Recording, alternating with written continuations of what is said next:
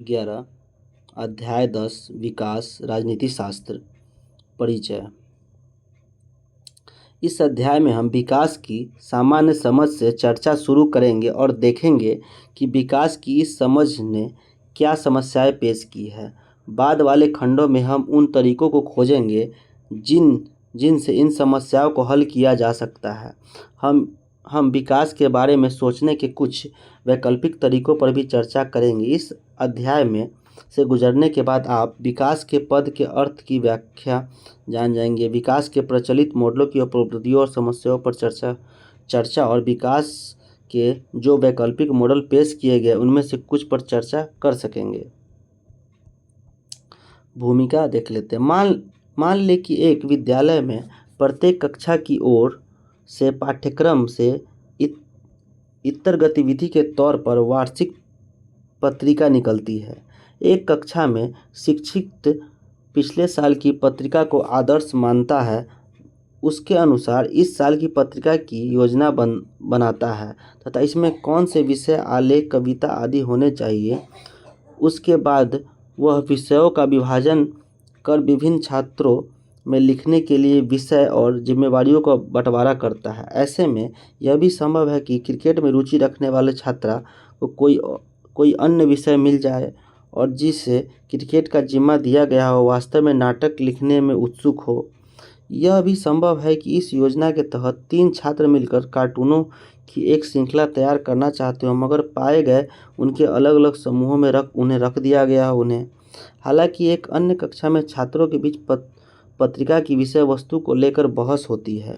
वहाँ अनेक असहमतियाँ होती है, लेकिन आखिर में सारे वाद विवाद के बाद एक कार्यक्रम उभरता है कि जिस पर हर कोई सहमत है। आपकी राय में कौन सी कक्षा ऐसी पत्रिका निकाल पाएगी जिसमें छात्रों की अपनी विशिष्ट रुचि सर्वोत्तम संभव तरीके से साकार होगी? पहली कक्षा शायद अच्छा दिखने वाली पत्रिका तैयार करे, पर क्या उनकी विषय वस्तु रोचक होगी? क्या जो व्यक्ति क्रिकेट पर लिखना चाहता था उतने ही उत्साह के साथ दिए गए विषय पर लिख पाएगा? कौन सी पत्रिका अनूठी मानी जाएगी और कौन सी आदर्श? कौन सी कक्षा महसूस करेगी कि पत्रिका पर काम करना रोचक था और कौन इसे महज रोजमर्रे के काम की तरह करेगी? किसी भी समाज के लिए विकास से जुड़ी बातें तय करना वैसे ही है जैसे छात्रों के लिए यह तय करना कि वे किस तरह की पत्रिका चाहते हैं और उन्हें पत्रिका पर कैसे काम करना चाहिए। हम या तो किसी दूसरे देश में इस्तेमाल किए गए मॉडल का यांत्रिक रूप से अनुकरण कर सकते हैं या पूरे समाज की भलाई और विकास परियोजनाओं से प्रभावित लोगों के अधिकार को ध्यान में रखते हुए योजना बना सकते हैं। नेतागण लोगों के विरोध की परवाह न करते हुए विकास परियोजनाओं को पूरा करने का निर्णय कर सकते हैं, या वे लोगों को साथ लेते हुए लोकतांत्रिक तरीकों से आगे बढ़ सकते हैं। विकास शब्द अपने व्यापकतम अर्थ में उन्नति, प्रगति, कल्याण और बेहतर जीवन की अभिलाषा के विचारों का वाहक है। कोई समाज विकास के बारे में अपनी समझ के द्वारा यह स्पष्ट करता है कि समाज के लिए समग्र रूप से उसकी दृष्टि क्या है और उसे प्राप्त करने का बेहतर तरीका क्या है। हालांकि विकास शब्द का प्रयोग प्रायः आर्थिक विकास की दर में वृद्धि और समाज का आधुनिकीकरण जैसे संकीर्ण अर्थों में भी रहता है। दुर्भाग्य से विकास को आमतौर पर पहले से निर्धारित लक्ष्यों या बांध, उद्योग,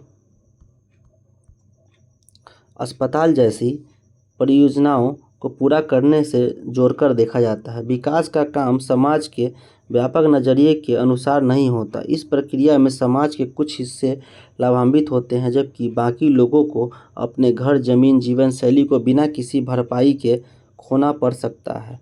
क्या विकास के क्रम में लोगों के अधिकारों का सम्मान किया गया? क्या विकास के लाभ और बोझ का उचित वितरण हुआ, या विकास की प्राथमिकताओं के बारे में फैसले लोकतांत्रिक तरीकों से लिए गए? ऐसे मुद्दे अनेक देशों में उठाए जा रहे हैं, इसलिए विकास अच्छा खासा विवाद का विषय बन गया है। विभिन्न देशों द्वारा अपनाए गए विकास के मॉडल बहस और आलोचना के विषय बन गए हैं और वैकल्पिक मॉडल पेश किए जा रहे हैं।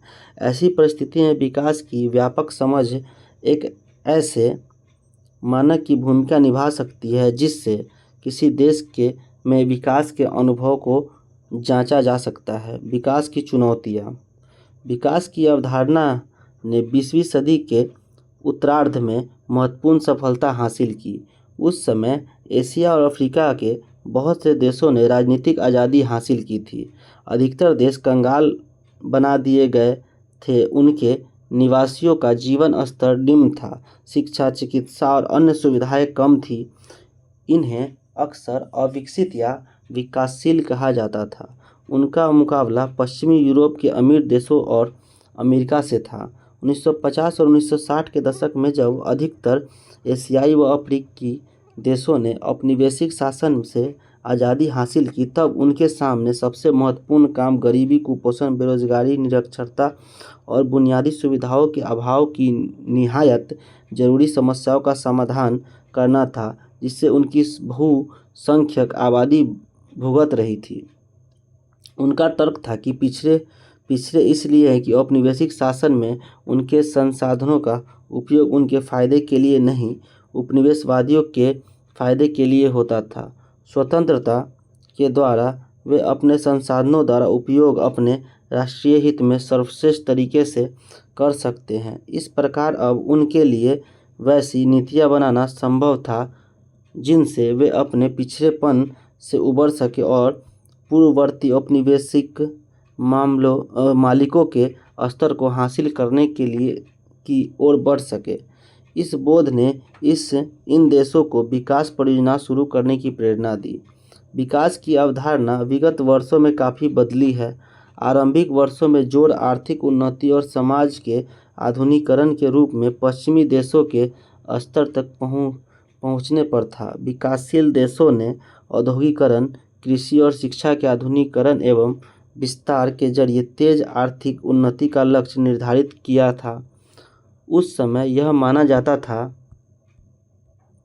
कि इस तरह के सामाजिक और आर्थिक बदलाव को शुरू करने में केवल राजसत्ता ही सक्षम माध्यम है।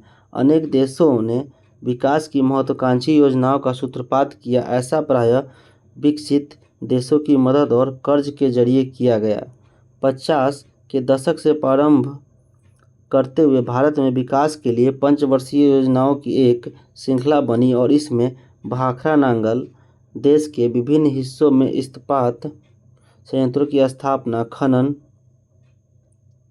उर्वरक उत्पादन और कृषि तकनीकों में सुधार जैसी अनेक बृहद परियोजनाएं शामिल थी। उम्मीद की गई थी कि यह बहुआयामी रणनीति आर्थिक रूप से प्रभावकारी होगी और देश की संपदा में महत्वपूर्ण बढ़ोतरी होगी। यह उम्मीद भी की गई कि इस बढ़ोतरी से आने वाली संपन्नता धीरे धीरे समाज के सबसे गरीब तबके तक रिसकर पहुंचेगी और असमानता को कम करने में सहायक होगी। विज्ञान की ताज़ा तरीन खोजों को अपनाने और नवीनतम तकनीकों पर काफ़ी विश्वास किया गया था। भारतीय प्रौद्योगिकी संस्था जैसे नए शैक्षणिक संस्थान स्थापित किए गए और उन्नत देशों के ज्ञान तक पहुंचने के लिहाज से उनके साथ सहयोग के उच्च प्राथमिकता मिली। यह विश्वास किया गया कि विकास की प्रक्रिया समाज को अधिक आधुनिक और प्रगतिशील बनाएगी और उसे उन्नति के पथ पर ले जाएगी। विकास का जो मॉडल भारत और अन्य देशों द्वारा अपनाया गया, उसकी विगत वर्षों में बहुत अधिक आलोचना हुई और इसने विकास के लक्ष्यों और प्रतिक्रियाओं के बारे में कुछ पुनर्विचार करने के लिए प्रेरित किया है। अगर वह परियोजना शुरू हो गई तो हम लोग बर्बाद हो जाएंगे, कुछ ऐसा यहाँ पे दिखाया गया है। विकास के मॉडल की आलोचना। विकास के आलोचकों ने ध्यान दिलाया कि बहुत से देशों में जिस तरीके से विकास मॉडल को अपनाया गया है वह विकासशील देशों के लिए काफ़ी महंगा साबित हुआ है। इसमें वित्तीय लागत बहुत अधिक रही है और अनेक देश दीर्घकालीन कर्ज से दब गए। अफ्रीका अभी तक अमीर देशों से लिए गए भारी कर्ज तले करा रहा है। विकास के रूप में उपलब्धि लिए गए कर्ज के अनुरूप नहीं रही है।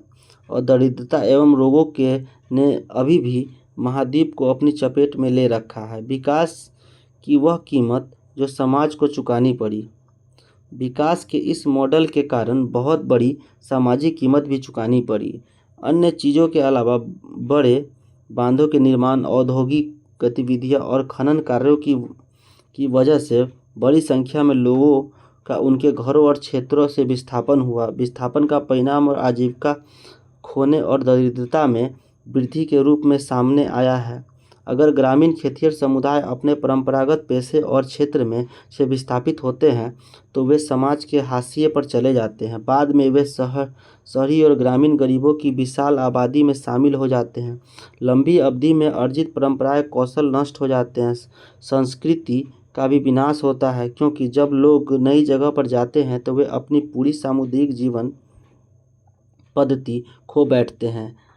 ऐसे विस्थापनों ने अनेक देशों में संघर्षों को जन्म दिया है।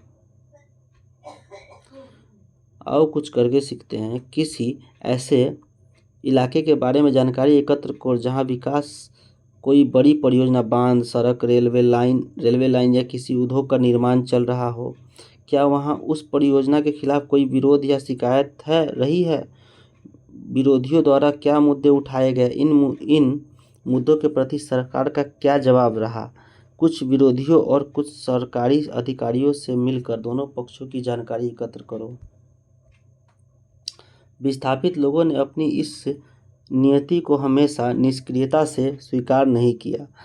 आपने नर्मदा बचाओ आंदोलन के बारे में सुना होगा। यह नर्मदा नदी पर सरदार सरोवर परियोजना के तहत बनने वाले बांधों के निर्माण के खिलाफ आंदोलन चल रहा था। बड़े बांधों ने इन समर्थकों का दावा था कि इससे बिजली पैदा होगी, काफ़ी बड़े इलाकों में ज़मीन की सिंचाई में मदद मिलेगी और सौराष्ट्र व कच्छ के रेगिस्तानी इलाके को पेयजल की उपलब्ध होगा। बड़े बांधों के विरोधी इन दावों का खंडन करते। इसके अलावा अपनी ज़मीन के डूबने और उसके कारण अपनी आजीविका के छीनने से 10 लाख से अधिक लोगों के विस्थापन की समस्या पैदा हो गई है। इनमें से अधिकांश लोग जनजातीय दलित समुदाय के हैं और देश के अति वंचित समूहों में आते हैं। इसके अतिरिक्त यह भी तर्क दिया जाता है कि विशाल जंगली भूभाग भी बांध में डूब जाएगा और जिससे पारिस्थितिकी का संतुलन बिगड़ जाएगा। विकास की वह कीमत जो पर्यावरण को चुकानी पड़ी। वास्तव में विकास की वजह से अनेक देशों में पर्यावरण को बहुत ज़्यादा नुकसान पहुंचा है और इसके परिणाम को विस्थापित लोग ही नहीं, पूरी आबादी महसूस करने लगी है। जब दक्षिण पूर्व एशिया के तटों पर सुनामी के कहर ढाया तो यह देखा गया कि तटीय वनों के नष्ट होने और समुद्र तट के निकट वाणिज्यिक उद्यमों के स्थापित होने के कारण ही नुकसान इतना अधिक हुआ। आपने भूमंडल के ताप बढ़ने के बारे में जरूर पढ़ा होगा। वायुमंडल में ग्रीन हाउस गैसों के उत्सर्जन की वजह से आर्कटिक और अंटार्कटिक ध्रुवों पर बर्फ पिघल रही है। यह बाढ़ लाने और बांग्लादेश एवं मालदीव जैसे निम्न भूमि वाले इलाकों को तो डुबो देने में सक्षम है। आने वाले दौर में पारिस्थितिकी संकट से हम बुरी तरह प्रभावित होंगे। वायु प्रदूषण एक ऐसी समस्या है जो अमीर और गरीब में फ़र्क नहीं करता, लेकिन संसाधनों के अविवेकशील उपयोग का वंचितों पर तात्कालिक और अधिक तीखा प्रभाव पड़ेगा। जलावन, जड़ी बूटी और आहार आदि के रूप में जंगल के संसाधनों का अपने गुजारे के लिए विविध प्रकार से उपयोग करने वाले गरीबों पर जंगलों के नष्ट होने से बहुत बुरा असर पड़ता है। नदियों, तालाबों के सूखने और भूमिगत जल स्तर के गिरने का अर्थ है कि औरतों को पानी लाने के लिए अधिक दूर चलना पड़ेगा। हम विकास के जिन मॉडल का अनुकरण कर रहे हैं वह ऊर्जा के उत्तरोत्तर बढ़ते उपयोग पर बुरी तरह निर्भर है। विश्व के प्रयुक्त ऊर्जा का अधिकांश भाग कोयला या पेट्रोलियम जैसे स्रोतों से आता है, जिनको पुनः प्राप्त करना संभव नहीं है। उपभोक्ताओं की बढ़ी ज़रूरतों को पूरा करने में अमेज़न के बरसाती जंगलों का विशाल भूभाग उजड़ता जा रहा है। क्या ये अनधिकृत संसाधन इतनी मात्रा में है कि विकसित देशों के ही नहीं बल्कि दुनिया भर के लोग समृद्ध जीवन पद्धति अपना सके। इन संसाधनों की परिमित प्रकृति को देखते हुए उत्तर नकारात्मक ही होगा। तब आगामी पीढ़ियों का क्या होगा? क्या उन्हें हम एक संसाधन रहित पृथ्वी और ढेर सारी समस्याएं सौंपने जा रहे हैं? विकास का मूल्यांकन। यह नहीं कहा जा सकता कि दुनिया पर विकास का नकारात्मक प्रभाव पड़ा है। कुछ देशों ने अपनी आर्थिक उन्नति की दर बढ़ाने, यहाँ तक कि गरीबी घटाने में भी कुछ सफलता हासिल की है, लेकिन कुल मिलाकर असमानताओं में गंभीर कमी नहीं आई है और विकासशील जगत में गरीबी लगातार एक समस्या बनी हुई है। हमने पहले ही देखा कि यह मान लिया है कि उन्नति के फायदे नीचे की ओर रिस कर समाज के सर्वाधिक निर्धन एवं वंचित तबकों तक पहुंचेंगे और फलस्वरूप सभी के जीवन स्तर में सुधार आएगा। हालांकि विगत वर्षों में दुनिया में अमीर और गरीब के बीच की दूरी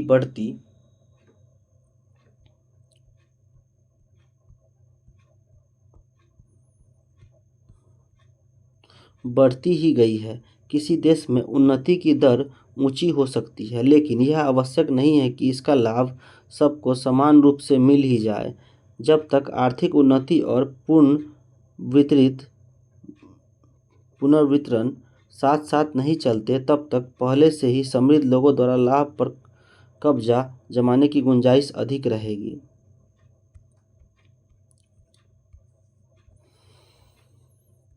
केन सारो विवाह। जरा कल्पना कीजिए, आपके घर के पिछवाड़े से एक छुपा हुआ खजाना मिलता है। आपको कैसा लगेगा अगर आप उस सारे खजाने की सत्ताधारी लोगों को विकास के नाम पर थोड़ा थोड़ा करके ले जाते हैं? इस विकास का आपके जीवन स्तर पर, आवास स्थल की उसकी सुविधाओं पर फायदेमंद असर बिल्कुल नहीं पड़ता। और तो और जो लोग विकास के नाम पर उस खजाने पर दावा करते हैं, खजाने की जगह होने के नाते आपके घर पर लगातार उखाड़ पछाड़ करते रहते हैं। क्या यह उन लोगों के प्रति घोर अन्याय नहीं है जिनके घर में खजाना पाया गया? 1950 में नाइजीरिया के ओगोनी प्रांत में तेल पाया गया, जिसका परिणाम कच्चे तेल की खोज में हुआ। जल्द ही आर्थिक वृद्धि और बड़े व्यापार के दावेदारों ने ओगोनी के चारों ओर राजनीतिक षड्यंत्र, पर्यावरणीय समस्याओं और भ्रष्टाचार का घना जाल बुन दिया।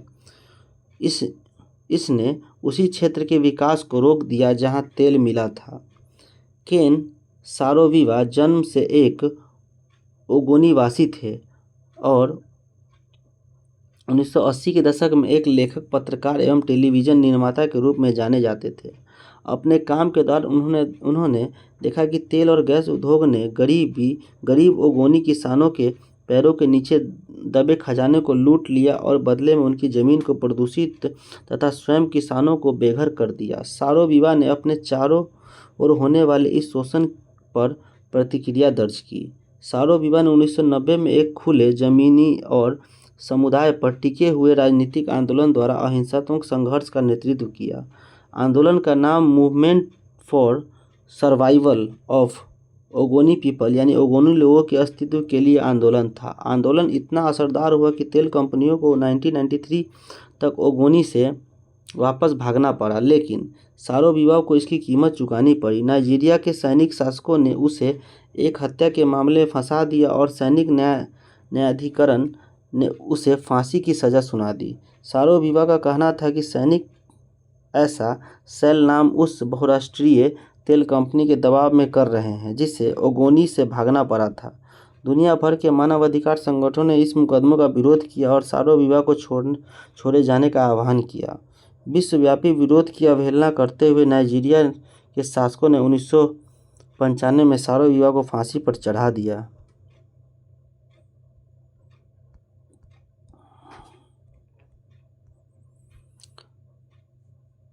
पर्यावरणवाद। आपने अक्सर प्रदूषण, अपशिष्ट प्रबंधन, टिकाऊ विकास, दुर्लभ प्राणियों का संरक्षण और भूमंडलीकरण तापन जैसे शब्द सुने होंगे। ये पर्यावरण आंदोलन के पसंदीदा शब्द हैं, जो प्राकृतिक संसाधनों और पारिस्थितिकी तंत्र को बचाने के में कारगर होते हैं। पर्यावरणविदों का कहना है कि मानव को पारिस्थितिकी के सुर से सुर मिलाते हुए जीना सीखना चाहिए और पर्यावरण में अपने तात्कालिक हितों के लिए छेड़छाड़ करना बंद करना चाहिए। उनका मानना है कि पृथ्वी का इस सीमा तक उपभोग रहा है और प्राकृतिक साधनों को इस तरह नष्ट किया जा रहा है कि हम आने वाली पीढ़ियों के लिए केवल उजड़ी धरती, जहरीली नदियाँ और प्रदूषण हवा की ही छोड़कर जाएंगे। पर्यावरणवाद की जड़ें औद्योगिकरण के खिलाफ 19वीं सदी में विकसित हुए विद्रोह में देखी जा सकती है। आजकल पर्यावरण आंदोलन एक विश्वव्यापी मामला बन गया है और इसके गवाह है दुनिया भर में फैले हजारों और सरकारी संगठन और बहुत सी ग्रीन पार्टियां। कुछ जाने माने पर्यावरण संगठनों में ग्रीन पीस और वर्ल्ड वाइल्ड लाइफ फंड शामिल है। भारत में भी हिमालय के वन क्षेत्र को बचाने के लिए चिपको आंदोलन का जन्म हुआ। ऐसे समूह पर्यावरण उद्देश्य की रोशनी में सरकार की औद्योगिक एवं विकास नीतियों को बदलने के लिए दबाव डालने का प्रयास करते हैं। इस बात को अब उत्तरोत्तर अधिक स्वीकृति मिल रही है कि विकास की व्यापक अवधारणा को अपनाने की ज़रूरत है। आर्थिक उन्नति पर अत्यधिक ध्यान होने से अनेक प्रकार की समस्याएं ही नहीं बढ़ी है, आर्थिक उन्नति भी हमेशा संतोषजनक नहीं रही है। इसलिए विकास को अब व्यापक अर्थ में ऐसी प्रक्रिया के रूप में देखा जा रहा है जो सभी लोगों के जीवन की गुणवत्ता में वृद्धि करे। यदि विकास की ऐसी प्रक्रिया को समझा जाए जिसका लक्ष्य लोगों के जीवन की गुणवत्ता में वृद्धि हो, तो यह तर्क दिया जा सकेगा कि विकास को केवल आर्थिक उन्नति के सूचकांक की दर के जरिए मापना अपर्याप्त और कई बार भ्रामक भी हो सकता है। अब विकास को मापने के वैकल्पिक तरीकों को खोजे जा रहे हैं। इसी तरह एक प्रयास मानव विकास प्रतिवेदन है, जिसे संयुक्त राष्ट्र विकास कार्यक्रम UNDP वार्षिक तौर पर प्रकाशित करता है। इस प्रतिवेदन में साक्षरता और शैक्षणिक स्तर, आयु संभाविता और मातृ मृत्यु दर जैसे विभिन्न सामाजिक संकेतकों के आधार पर देश का दर्जा निर्धारित किया जा सकता है। इस उपाय को मानव विकास सूचकांक कहा गया है। इस अवधारणा के अनुसार विकास को ऐसी प्रक्रिया होनी चाहिए जो आधिकारिक लोगों को उनके जीवन में अर्थपूर्ण तरीके से विकल्पों को चुनने की अनुमति दे।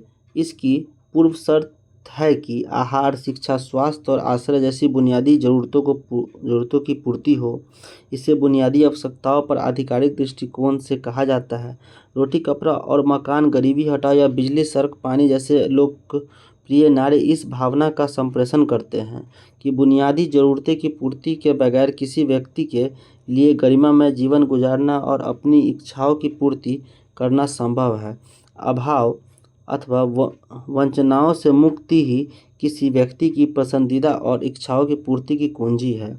इस विचार से यदि लोग भोजन का आश्रय के अभाव में या भूख या ठंड से मरते हैं अथवा बच्चे विद्यालय जाने के बजाय काम कर रहे हैं, तो यह देश के विकसित होने की सूचक होते हैं।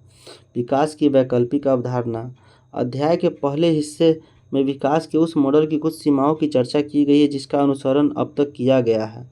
इसके लिए मानव व पर्यावरण दोनों के लिहाज से भारी कीमत चुकानी पड़ी है। विकास नीतियों के कारण जो कीमत चुकानी पड़ी है उसका और विकास के फायदे का वितरण भी लोगों के बीच असमान रूप से हुआ है। अधिकतर देशों में विकास की ऊपर से नीचे की रणनीतियाँ अपनाई गई हैं, अर्थात विकास की प्राथमिकताओं व रणनीतियों का चयन और परियोजनाओं के वास्तविक कार्यान्वयन के सभी फैसले आमतौर पर राजनीतिक नेतृत्व और नौकरशाही के उच्चतर स्तरों पर होते हैं। जिन लोगों के जीवन पर विकास योजनाओं का तत्काल असर पड़ता है, आमतौर पर उनसे तनिक भी सलाह नहीं ली जाती है, न तो सदियों से हासिल उनके अनुभवों और ज्ञान का उपयोग किया जाता है, न ही उनके हितों का ध्यान रखा जाता है। यह लोकतांत्रिक देशों के लिए भी उतना ही सच है जितना तानाशाही के अधीन लोगों के लिए। इस तरह विकास परियोजनाओं के फ़ायदा उठाने वाले सत्ताधारी तबकों द्वारा तैयार और लागू प्रक्रिया बन जाता है। इसने न्यायपूर्ण और टिकाऊ विकास के बारे में वैकल्पिक तरीके से सोचने और आगे बढ़ाने की ज़रूरतों को रेखांकित किया है। इस प्रक्रिया में अधिकार, समानता, आज़ादी, न्याय और लोकतंत्र जैसे सभी मुद्दे उठाए गए हैं। इस भाग में हम तहकीकात करेंगे कि इन धारणाओं के ने विकास विमर्श के संदर्भ में कैसे नए अर्थ हासिल कर लिए हैं। चिंतन मंथन। नवीनतम मानव विकास रिपोर्ट के मानव विकास सूचकांक के बारे में सूचनाएं, चार्ट और तालिकाएं एकत्र करो। कक्षा में विभिन्न समूह बनाकर नीचे दिए गए विषयों पर एक प्रस्तुति करो। मानव विकास सूचकांक में भारत का बदलता हुआ स्थान। अपने पड़ोसी देशों की तुलना में भारत का स्थान। मानव विकास सूचकांक के विभिन्न पहलू और हर एक में भारत का स्कोर। भारत के मानव विकास सूचकांक के आंकड़े की आर्थिक वृद्धि के आंकड़ों से तुलना करो। अधिकारों के दावे। हमने गौर किया है कि विकास के अधिकांश फायदों को ताकतवर लोगों ने कैसे हथिया लिया और विकास की कीमत अति दरिद्रों और आबादी के असुरक्षित हिस्सों को चुकानी पड़ती है, चाहे यह कीमत पारिस्थितिकी तंत्र में नुकसान की वजह से हो या विस्थापन और आजीविका खोने की वजह से। एक मुद्दा यह उठाया गया कि प्रभावित आबादी कुल मिलाकर किन संरक्षणों का दावा राज्य और समाज से कर सकती है। क्या लोकतंत्र में लोगों को यह अधिकार है कि उनके जीवन को प्रभावित करने वाले निर्णयों में उनसे सलाह ली जाए? क्या लोगों को आजीविका का अधिकार है जिसका दावा वे सरकार से अपनी आजीविका के स्रोत पर खतरा पैदा होने पर कर सकते हैं? एक दूसरा मामला नैसर्गिक संसाधनों पर अधिकार का है। क्या समुदाय नैसर्गिक संसाधनों के उपयोग के परंपरागत अधिकारों का दावा कर सकते हैं? यह विशेष रूप से आदिवासी और आदिम समुदायों पर लागू होता है, जिनका सामुदायिक जीवन और पर्यावरण के साथ संबंध विशेष प्रकार का होता है। उन चीज़ों की कुछ सूची बनाएं जिन्हें हम कूड़ा समझकर फेंकते हैं। जरा सोचिए कि हम कूड़े की बढ़ती मात्रा से होने वाली हानियों को कम करने के लिए इन फेंकी हुई चीज़ों का नवनिर्माण पुनः प्रयोग कर सकते हैं कि नहीं। यहाँ नाजुक मामला यह है कि नैसर्गिक संसाधन किनके हैं। क्या ये स्थानीय समुदाय के हैं, संबंधित राज्य के हैं या फिर पूरी मानवता के साझे संसाधन हैं? अगर हम संसाधनों को संपूर्ण मानवता का समझते हैं तो मानव के में आगामी पीढ़ियाँ भी तो शामिल होंगी। लोकतांत्रिक व्यवस्थाओं का काम जनसमूह के विभिन्न तबकों की प्रतिस्पर्धात्मक मांगों को पूरा करने के साथ साथ वर्तमान और भविष्य की दावेदारियों के बीच संतुलन कायम करना भी है। लोकतांत्रिक सहभागिता। आपको कितनी बार कहा गया है कि अपनी भलाई के लिए आपको माता पिता या शिक्षक की बातें मानने जैसी कुछ चीज़ें करनी ही चाहिए? क्या ऐसी बातों पर आपने खुद को यह कहता महसूस किया है कि अगर इसमें भलाई है तो इसका फैसला स्वयं मुझे करने दे? नदियाँ समाज की धरोहर है, सरकार की नहीं। इसलिए नदी के पानी के बारे में कोई भी निर्णय लोगों की अनुमति के बिना नहीं लिया जाना चाहिए। लोकतंत्र और तानाशाही के बीच यही अंतर है कि लोकतंत्र में संसाधनों को लेकर विरोध या बेहतर जीवन के बीच विभिन्न विचारों के द्वंद्व का हल विचार विमर्श और सभी के अधिकारों की प्रति सम्मान के जरिए होता है। इन्हें ऊपर से थोपा नहीं जा सकता। इसी प्रकार अगर बेहतर जीवन हासिल करने में समाज का हर व्यक्ति साझेदार विकास की योजना बनाने और कार्यान्वयन के तरीके ढूंढने में भी हर एक व्यक्ति को शामिल करने की ज़रूरत है। दूसरे की बनाई योजनाओं का अनुसरण करने, योजना तैयार करने और भागीदारी होने में फ़र्क है। पहला, अगर दूसरे आपके लिए अच्छी नीयत से भी योजनाएं बनाते हैं तब भी आपकी विशेष ज़रूरतों के अवगत होने की उनकी गुंजाइश कम ही है। दूसरा, निर्णय प्रक्रिया में सक्रिय भागीदारी अधिकार संपन्न भी बनाती है। लोकतंत्र और विकास दोनों का सरोकार आम बेहतरी हासिल करना है। सवाल यह है कि सबकी बेहतरी किसमें है, इसका निर्धारण कैसे हो।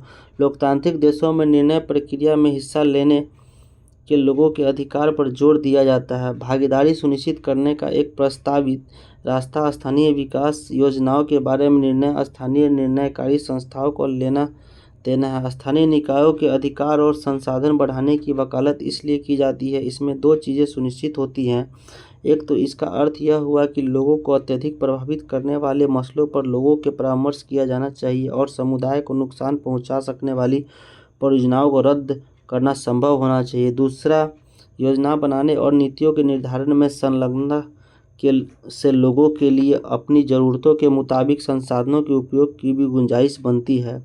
सड़क कहाँ बने, स्थानीय बसों या मेट्रो का मार्ग कौन हो, मैदान या विद्यालय कहाँ पर हो, किसी गांव को चेक डैम की ज़रूरत है या इंटरनेट कैफ़े की, इन तरह की फैसले उन्हीं लोगों द्वारा किए जाने चाहिए। कुछ लोगों ने तर्क दिया है कि विकास का वर्तमान मॉडल ऊपर से नीचे की ओर लोगों को विकास का पात्र मानने की ओर लक्षित है। यह मान लेता है कि हमारी समस्याओं का समाधान का सर्वोत्तम तरीका एक और केवल एक ही है। इन प्रक्रिया में लोगों के पीढ़ियों से संग्रहित ज्ञान और अनुभवों की अनदेखी ही हो सकती है। विकास की विकेंद्रित पद्धति परंपरागत और आधुनिक स्रोतों के से मिलने वाली तमाम तरह की तकनीकों की रचनात्मक तरीके से इस्तेमाल को संभव बनाती है। विकास और जीवन शैली। विकास का वैकल्पिक मॉडल विकास की महंगी, पर्यावरण की नुकसान पहुंचाने वाली और प्रौद्योगिकी से संचालित सोच से दूर होने की कोशिश करता है। विकास को देश में मोबाइल फोनों की संख्या, अत्याधुनिक हथियारों या कारों के बढ़ते आकारों से नहीं बल्कि लोगों के जीवन के उस गुणवत्ता से मापा जाना चाहिए जो उनकी प्रसन्नता, सुख, शांति और बुनियादी ज़रूरतों को पूरा होने में झलकती है। चिंतन मंथन। यह चित्र नर्मदा घाटी के डोमखेरी गांव के सत्याग्रह का है। सरदार सरोवर बांध के निर्माण के कारण नर्मदा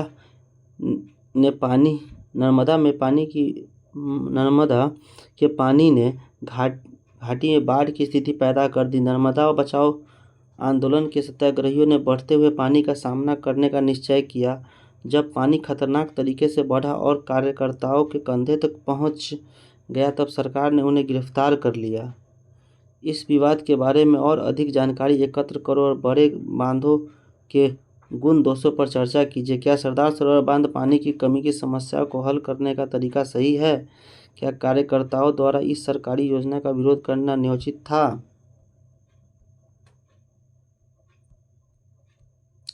एक स्तर तक प्राकृतिक संसाधनों को सुरक्षित रखने और ऊर्जा के फिर से प्राप्त हो सकने वाले स्रोतों का यथासंभव उपयोग करने के प्रयास किए जाने चाहिए।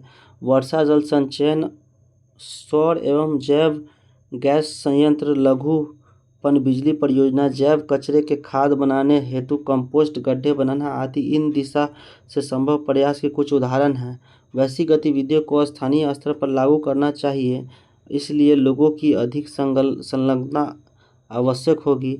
बड़े सुधारों को प्रभावी बनाने के लिए बड़ी परियोजनाएं ही एकमात्र तरीका नहीं है। बड़े बांधों के विरोधियों ने छोटे बांधों की वकालत की है, जिसमें बहुत कम निवेश की ज़रूरत होती है और विस्थापित मामूली होती है। ऐसे छोटे बांध स्थानीय आबादी के लिए अधिक फायदेमंद हो सकते हैं। इसी के साथ हमें अपने जीवन स्तर को बदलकर उन साधनों की आवश्यकताओं को भी कम करने की ज़रूरत है जिनका नवीनीकरण नहीं हो सकता। यह एक पेचीदा मसला है क्योंकि ऐसा लग सकता है कि लोगों से निम्न स्तर का जीवन जीने के लिए कहा जा रहा है। इसे चयन की उनकी आज़ादी में कटौती भी मानी जा सकता है, लेकिन जीवन जीने के वैकल्पिक तरीकों की संभावनाओं पर बहस करने का मतलब अच्छे जीवन की वैकल्पिक दृष्टि को खोलकर स्वतंत्रता और सृजनशीलता की संभावना बढ़ाना भी है। ऐसी किसी नीति के लिए देश भर के लोगों और सरकार के बीच बड़े पैमाने पर सहयोग की ज़रूरत होगी। इसका अर्थ होगा कि ऐसे मामलों पर निर्णय लेने के लिए लोकतांत्रिक तरीका अपनाया जाए। अगर हम विकास को किसी की आज़ादी में बढ़ोतरी की प्रक्रिया के रूप में देखते हैं तो लोगों को निष्क्रिय उपभोक्ता भर नहीं मानकर विकास लक्ष्यों को तय करने में सक्रिय भागीदारी मानते हैं, तो वैसे मसलों पर सहमति तक पहुंचना संभव है। इस प्रक्रिया में अधिकतर स्वतंत्रता, न्याय की हमारी अवधारणाओं का भी विस्तार होगा। उन्नी देख, मैं एक नया मोबाइल फ़ोन लाई हूँ। ये रंगीन स्क्रीन नए गेम्स वाला ज़बरदस्त मॉडल है। ये तो बढ़िया है, लेकिन तुमने कुछ महीने पहले एक नया फ़ोन लिया था, उससे का क्या हुआ? वह तो पुराना मॉडल था, इसलिए मैंने उसे फेंक दिया। हाँ, लेकिन क्या तुम जानती हो कि इससे कितना अक्षरण्य योग्य इलेक्ट्रॉनिक कचरा पैदा होता है? हमारा पर्यावरण आज जो समस्या झेल रहा है वो बद से बदतर होती है। निष्कर्ष, विकास का विचार बेहतर जीवन की कामना से जुड़ा है। यह बहुत ही सशक्त कामना है और बेहतरी की उम्मीद मानवीय कार्यों के संचालन शक्ति है। इस अध्याय में हमने देखा कि समृद्धि पाने के व्यापक रूप से स्वीकृत विचारों की कैसी आलोचनात्मक छानबीन हुई है। विकास के अधिक न्यायपूर्ण, टिकाऊ और लोकतांत्रिक मॉडल के लिए बहुस्तरीय खोज जारी है। इस प्रक्रिया में राजनीतिक सिद्धांतों की समानता, लोकतंत्र और अधिकार जैसी संकल्पनाओं को पुनर्व्याख्या हुई। विकास के लक्ष्यों का अनुसरण करने के दौरान उठे मसले बताते हैं कि हमारे चयन का बाकी मनुष्यों और दुनिया के अन्य जीवों पर प्रभाव पड़ता है। इसलिए हमें अपने को व्यापक ब्रह्मांड का अंग ही समझना चाहिए, क्योंकि हमारी नीयत आपस से जुड़ी है। साथ ही मेरा कार्य दूसरे पर ही नहीं, भविष्य की मेरी संभावनाओं पर भी असर डालता है। इसलिए हमें सतर्कता से चुनाव करना चाहिए, अपनी वर्तमान ज़रूरतों का ही नहीं, दीर्घकालीन हितों का ध्यान भी रखना चाहिए।